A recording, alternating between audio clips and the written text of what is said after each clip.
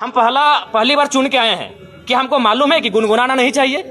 हम किससे सीखेंगे? हम तो देख रहे हैं सीपी सिंह जी शायरी पढ़ रहे हैं, सब मंत्री शायरी पढ़ रहे हैं, हिंदी वाला हिंदी में, उर्दू वाला उर्दू में शायरी पढ़ रहे हैं। तो हम जब शायरी माइंड नहीं है तो गाना भी गा सकते हैं। हम नया मेंबर हैं, सीधी बात है। तो वही हमने कहा कि अध्यक्ष महोदय, अगर बोल गुनगुनाना नहीं चाहिए तो संसदीय मंत्री खड़ा होकर जब उनका बारी आएगा बोल देते कि जयराम बाबू बोल गुनगुनाना नहीं है, हम अगला बार जब मेरा भाषण होगा हम बोल नहीं गुनगुनाएंगे।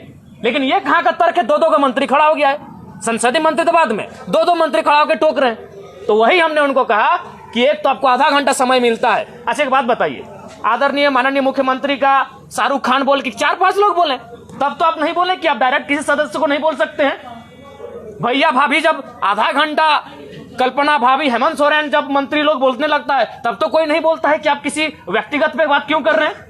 हमने बस यही कहा था कि पर्यटन मंत्री हमारे पड़ोसी हैं, पराशर की ओर से वो भी आते हैं, उनके लिए गीत सुनाएंगे। तो ठीक है, डायरेक्ट नहीं बोलना चाहिए, उनको आधा घंटा का समय मिलता है। आप 30 सेकंड बोलते हैं कि माननीय जयराम बाबू नए सदस्य हैं, अगला बार इस बात का ध्यान रखेंगे। फिर अगर हम दोहराते हैं आप टोकते हैं। तो हमने उनको वही कहा, और हम तो भाई इसी पहचान से अंदर आए हैं, तो अंदर भी थोड़ी बख्शेंगे। हमारे साथ हमारे समय में कोई कटौती करेगा, हमारे साथ कोई अगर ज्यादा करेगा तो हम नहीं बख्शने वाले हैं, चाहे वो कोई मंत्री रहे चाहे वीआईपी रहे। वही हमने कहा, बैठिए चुपचाप। आप मंत्री ट्रेजरी बेंच पर बैठे, चुपचाप बैठिए। आपको मंत्री बनाया गया है काम करने के लिए, ये मीडिया में आने के लिए नहीं। उछल कूद मत कीजिए।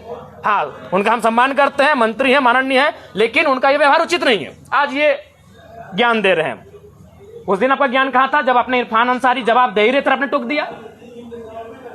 इरफान अंसारी जो शायद ध्यान आकर्षण था या अल्पसूचित था या तारांकित प्रश्न था, किसी माननीय सदस्य के प्रश्न का उत्तर दे ही रहे थे, आप खड़ा होकर उनको टोक दिए।